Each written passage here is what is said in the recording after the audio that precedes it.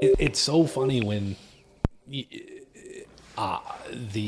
being stuck in that in between space, and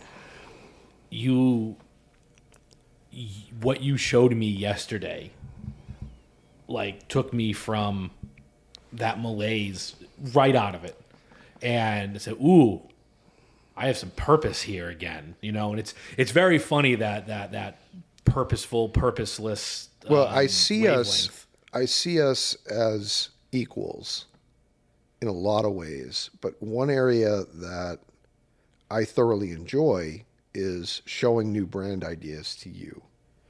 For two reasons. One is that you get so excited, and whether or not some of it's performative, I don't know. No, But, the joy you saw yesterday was incredibly real. But the other side of it is that I can create for myself and deal with the demons of self-doubt and all that kind of stuff. Or I can have another person that I am accountable to that is an avatar for the client. So I see you in that instance as a person that I'm showing this to get feedback from. But by and large, it's a client that has told me to do whatever I want, and they will love it.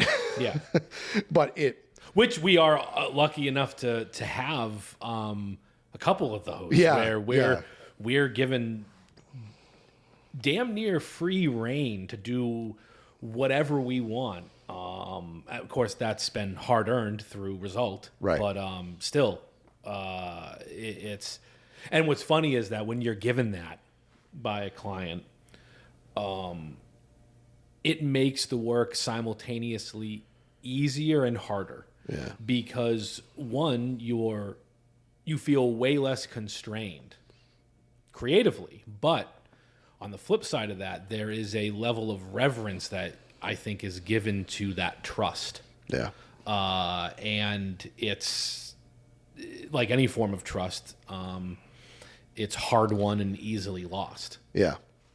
Yeah, and it's an honor to have the ability to, we've had clients say, I don't even need to see this new launch. Just Matt thinks it's good. It's good. The ugly side of that is when Matt doesn't see it, or in the past when systems were built around me and not through me, that's where the trust gets eroded. Yeah, we have, and we had to learn that the hard way. Yeah. I mean, the real hard way, where, literally being asked, did Matt even see this? Yeah. And deciding whether we tell the truth or not. Yeah, and really being like, oh boy, we screwed up here. You know, and that was a very, I mean, it's very long ago now. What, geez, 4 or 5 years ago. More than that. Five, 6 years ago, during that time period where we felt the true path to scale for us was not wrapped around the core partnership group. And we've since learned that it was in fact not the case at all. And in order for us to do what we do at the level that we do it, there must be a partner always accountable for all aspects of the client's needs. And sometimes there's creative, there's strategy, there's media, there's multiple partners who are responsible.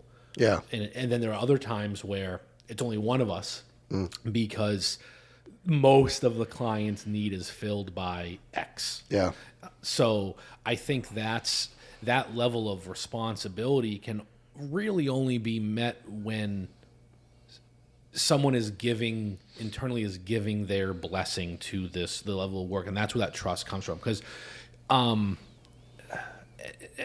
for me, and maybe this isn't the same for everyone, but I have a hard time trusting a team. I can trust a person, Yeah. Because, I don't know that teams are very accountable. Yeah. Just like committees, who's accountable? I want something to roll up to one person Yeah. who this is your job to do it right. And I feel that is a heavy competitive advantage for us. We don't have an account manager who is dealing with a client, but ultimately isn't truly responsible for what's happening. Thus, they do not shoulder the burden of performance truly. Whereas having someone with with the ownership stake, the partnership stake, I think it creates a different breed and honestly a higher level of service than can otherwise be attained across the entire spectrum of what we do. It seems to me like everyone, and this is like a very blanket statement, but people seem to think that there's some form of professional business, professional life or business nirvana that exists out there where accountability has gone by the wayside and you just exist and you're pulling the salary and you don't do anything and you've achieved some kind of form of enlightenment. And There's like passive lifestyle. yeah, and I just don't. Coming from the perspective of someone that, I mean, we've been doing this for a long time now for us, and It's the longest job I've ever held. I've seen both sides of that. I've seen okay, I want everyone to just leave me alone and I'm going to be in my own little world and I'm going to achieve this enlightenment somehow versus I'm going to be, an integral part of the team that's a producer, not just a, whatever you want to call it, this blob that oversees things. And to be frank, I enjoy the latter. I think that the more active I am, the better everything is. And that's not like just for the company, that's for me personally too. So like, I like sitting down and cracking a brief every now and then. I like working with clients and solving problems. I think that it's perhaps a myth that exists when you look at some of the highly socialized leadership styles, the Steve Jobs and the Tim Cooks and the Jeff Bezos and Mark Benioffs and people like that, that they sit in a tower somewhere and do nothing. Whereas if you look at them, their schedule is incredibly packed, but highly optimized towards being effective. And I think that's the mistake people make is like, this isn't about getting to a point where you're not effective and you just exist. It's about getting to a point where optimization has happened to a level that you can be even more effective and maybe your effect isn't seen in the same way. Yeah, it's seen, but it's felt, but it's not seen. Right. It's being kind of that decision engine.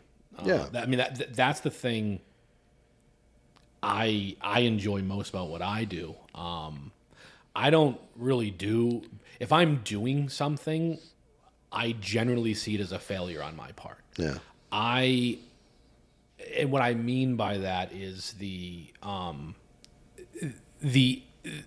act of making a thing, setting something down the course, like a piece of research, something like that's different. But I really, really enjoy being a decision engine. Yeah. And just, all right, here's the scenario, game it out, result A, result B, result C against action X, Y, Z. How do those interconnect? What's the right move? Okay, this is the move we're making. Make the move. Yeah. And that really appeals to that nature for me of gaming out scenarios as I used to heavily catastrophize almost every aspect of both the business and my life, to the point of paralysis. Yeah. Not from the standpoint of I couldn't make a decision, but I was just afraid of all of the negative results. I've been very fortunate enough, and I'm not really sure how I got to this point, honestly, to be able to make all these plans and then put them away. Yeah. And know that when this happens, all right, let me pull that plan out. So I'm rarely caught by surprise by things, but I'm not. Once I make the plan, I can kind of put it in my back pocket and then take it out. Although I was just acting like I was putting it into, what is that thing you put a sword into? A sheath. Scabbard. Scabbard. I was going to put it into a scabbard. Yeah. But I think that, what you're doing is helping the company run, because it's what we do need a lot of times is rapid fire decision making. We need a free guy to be, and it's not because you're saying, look, I'm trying to, get to this point where I do nothing. No. You're doing something. It's just you're delegating the actual action, but you're making a decision. And I think exactly. And the more one of the biggest checks for me of if that's being done successfully is how much you get to operate the way that you operate. Yeah. So I see if we sat down and we did reviews of each other, one of my success metrics would be how often is Matt able to, at the beginning of his day, have his 4 sessions in the way, and how often did that happen? Yeah. Because the more that happens, the more that you're able to operate your way efficiently, the more we actually get out of your talent. And I think I like being available with it. I like having a lot of things thrown at me, and in the first part of the hour it's this, and then I'm switching to this, and I'm switching to that. I enjoy that rapid fire environment, whereas you, not that I want to speak for you, but I will, seem to, you're a depth guy. Yeah. Right. Oh, so yeah. you when you were talking, and of course you're talking, so I'm listening, but my mind is also wandering while we're having the conversation. And it's like, oh, for 2 hours, and I'm like, I can't think of a damn thing that I would ever sit down and work on for 2 hours. And in the past, I would think there was something wrong with me, that somehow I should be able to do that, but it's not who I am. That's not, I'm still very much, a battlefield commander. Yeah. We used to always liken ourselves. I still very much see the Eisenhower Patton with you and I. Very, very, still very, very similar in that stylistically. I am wasted when I'm not given, I'm magnitude in your direction, right? And I think that really helps us to leverage each other's talents. I actually used our text this morning on LinkedIn when you said, hey, I'm going to be 10 minutes late. And I was like, I'm 10 minutes early. And you're like, well, I guess bounces out as a team. Yeah. And that is so representative of the existence of our hive mind. It is. And what I said about that was the great thing about, working with us is you kind of get a 2-for-1 deal because we are a hive mind. Well, it was funny. As I wrote that, I also thought it applied to prior experiences, even client meetings. You'll be 10 minutes early. I'll be 10 minutes late. You're 10 minutes early makes up for the fact that I'm 10 minutes late. Yeah. And what I bring because I was 10 minutes late makes up for the fact that I was 10 minutes late. Oh yeah. So it's weird, but that it reminded me of that joke. It's like a statistics joke where there's three shots fired and one misses 10 feet to the right, one misses 10 feet to the left, and the third guy jumps up and says, I hit him. Because there's a good chance, right? Statistically anyways. Right. So it was just that. But yeah, it's, I think for a while we struggled with that identity for both of us. It was like, Well, it's almost like there was some identity competition, some Yeah. identity, just not really knowing what to do with each other sometimes. what we used to do is hand off the entire thing to one another. This is yours now. Take this baton, and when you're exhausted in 6 months, I will be rested enough to pick up the baton and run with it for the next 6 months. And we weren't playing to each other's strengths because the parameters for how we made decisions required both of us more often than it should. So I'm a depth guy, but I was constantly interrupted because we had to make a decision. And so you're a rapid guy, and you were slowed down because the depth guy needed to get pulled out of the depths to make a decision. Yeah. And now we've got a really good rapport and an understanding of, there's, and I say this with marriages and I say this with partnerships. It's only about, the only thing you have to agree on is what you do when you disagree. Yeah. That's it. Everything else is like, flies really easily once you realize that if you don't have a process for disagreement and mediation, then you're going to be in some trouble at some point. It's like how I talk about business financially. You take care of the profit, everything else takes care of itself. Yeah.